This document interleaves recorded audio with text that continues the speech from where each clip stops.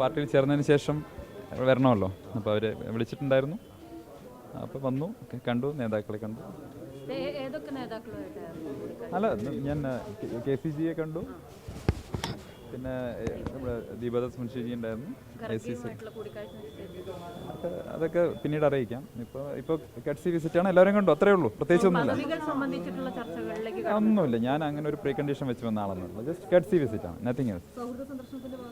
സൗഹൃദമല്ലല്ലോ, എൻ്റെ പാർട്ടിയല്ലേ. അപ്പോൾ എൻ്റെ പാർട്ടിയുടെ ആസ്ഥാനത്ത് ആദ്യമായിട്ട് കടന്നു വരിക, അത് സൗഹൃദമല്ല, അത് എൻ്റെ ഒരു പ്രിവിലേജാണ് ഇവിടെ വരിക എന്നുള്ളത്.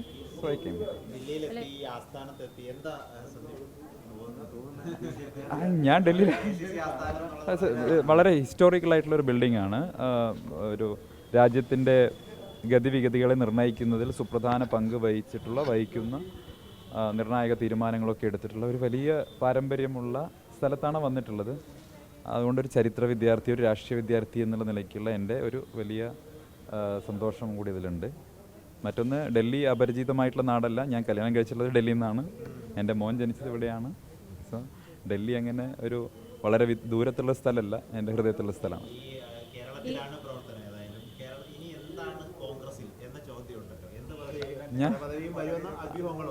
ഞാൻ കോൺഗ്രസ്സുകാരനാണ്.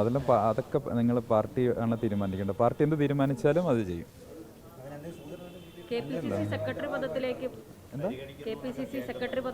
എനിക്കറിയാം, ഒന്നും എനിക്കറിയാം. എല്ലാം പാർട്ടിയാണ് തീരുമാനിക്കേണ്ടത്, എനിക്കറിയില്ല.